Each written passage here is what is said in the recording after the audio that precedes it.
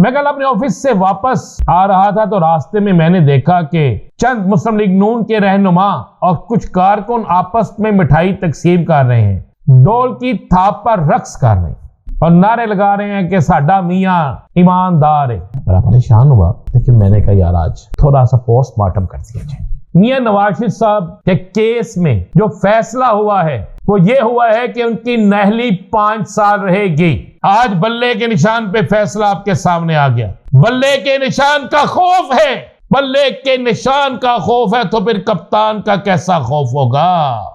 सैफर case में जमानत हो गई, कप्तान आ रहा है, कप्तान की जमानतें होने जा रही हैं। कप्तान की अगर ये जमानतें नहीं होने देते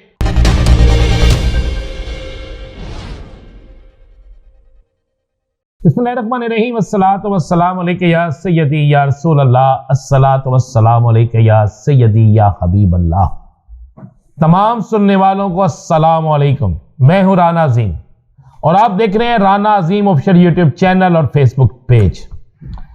मैं कल अपने ऑफिस से वापस आ रहा था तो रास्ते में मैंने देखा कि चंद मुस्लिम लीग नून के रहनुमा और कुछ कारकुन आपस में मिठाई तकसीम कर रहे हैं, डोल की थाप पर रक्स कर रहे हैं और नारे लगा रहे हैं कि साडा मियां ईमानदार है। मैं बड़ा परेशान हुआ, मैंने कहा चलें यार। उसके बाद मैंने मोबाइल पे जब देखना शुरू किया तो मुझे मरियम औरंगजेब साहब की गुफ्तगू नजर आई जिसमें उन्होंने कहा कि आखिरकार हमें इंसाफ मिल गया। ओके, शहबाज शरीफ साहब का ट्वीट मैंने देखा, उन्होंने भी यही कहा, बहुत से नून लीगी अफराद ने भी यही कहा।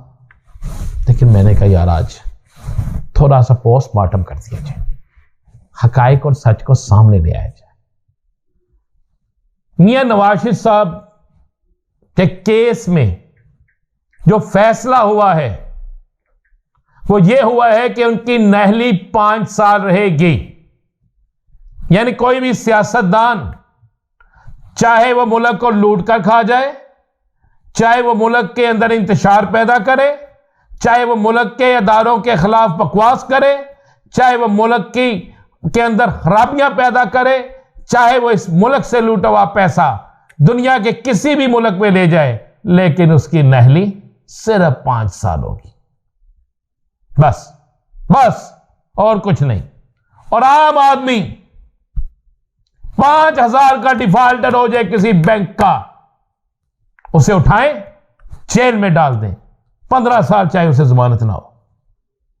वाह मेरा इंसाफ, मेरा कानून। लेकिन मैं जरा थोड़ा सा क्लियर कर दूं, मैं चैलेंज कर रहा हूं, मुझे सुप्रीम कोर्ट ले जाएं। नवाज शरीफ नाअहल थे, किसी जगह यह लफ्ज नहीं लिखा गया कि नवाज शरीफ की नाअहली खत्म हो गई है। नवाज शरीफ नाअहल हैं। सुप्रीम कोर्ट के फैसले के मुताबिक नवाज शरीफ नाअहल हैं। सिर्फ ये कहा गया है जनाब कि उनकी नाअहली की सजा ताहयात नहीं, सिर्फ 5 साल है। जो पार्लियामेंट ने जो सजा का तयन किया है, बस वो सजा है। किसी जगह यह नहीं कहा गया कि मियां नवाज शरीफ साहब सादिक अमीन हैं। किसी जगह यह नहीं कहा गया कि मियां नवाज शरीफ साहब का कोई कसूर नहीं। किसी जगह यह नहीं कहा गया कि मियां साहब इस पाकिस्तान के लिए सबसे बेहतरीन हैं। सिर्फ यह कहा गया है कि जनाब ताहयात किसी भी सियासतदान को ताहयात नाअहल नहीं किया जाएगा, उनकी नाअहली की मुद्दत सिर्फ 5 साल होगी। लिहाजा ये नहीं है कि मियां साहब नाअहल नहीं है, मियां साहब नाअहल हैं। ये मैं नहीं कह रहा, ये सुप्रीम कोर्ट के फैसले में है कि मियां साहब नाअहल हैं। अब असल अदालत का फैसला आ गया, वो तो कमाल फैसला है, जो भी है हम उस पर बात नहीं करते। हालांकि इस अदालत के फैसले से पहले फैसला आ गया था जब आरओ ने भी उन्हें अहल करार दे दिया था, जहांगीर तरीन साहब को भी अहल करार दे दिया था, आरओ ने यह किस काबिल ही नहीं समझा पाकिस्तान की सुप्रीम अदलिया को कि पहले इस फैसले का इंतजार कर ले। चले सुप्रीम अदलिया का फैसला आ गया, सारा कुछ हो गया, क्लियर है बात। लेकिन नवाज शरीफ नाअहल है, नवाज शरीफ अहल नहीं है। ये किसी जगह फैसले में नहीं लिखा कि नवाज शरीफ अहल थे और उनको नाजायज सजा दी गई। यह कहा गया है कि उनकी नहली 5 साल बनती थी, अब ताहयात नहीं बनती। चलिए उस पर बड़ी बहस बनती है, यह भी क्यों लिखा गया, लेकिन नवाज शरीफ नाअहल हैं। अब आज बल्ले के निशान पे फैसला आपके सामने आ गया। बल्ले के निशान का खौफ है, बल्ले के निशान का खौफ है, तो फिर कप्तान का कैसा खौफ होगा। कप्तान का एक कॉलम बाहर आता है, एक आर्टिकल बाहर आता है, चीखें निकल जाती हैं। अब कप्तान भी आ रहा है, साइफर केस में जमानत हो गई, कप्तान आ रहा है, कप्तान की जमानतें होने जा रही हैं। कप्तान की अगर ये जमानतें नहीं होने देते तो फिर इंसाफ नहीं होगा। अगर कप्तान की जमानतें मेरिट पर देखी जाती हैं तो कप्तान की जमानतें रुक नहीं सकती।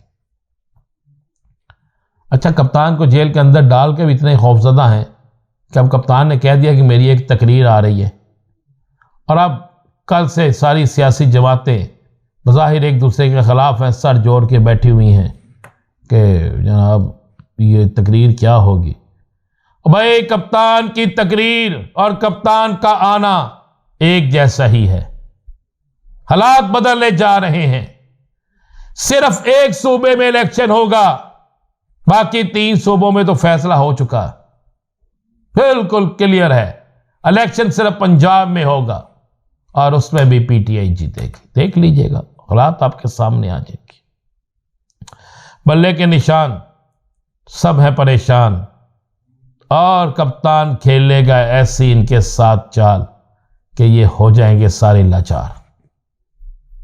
अभी तो मलको एक गाना गाता है और ये पागल हो जाते हैं, तो कप्तान ऐसी चाल चलने लगा है कि ये सारे पागल हो जाएंगे।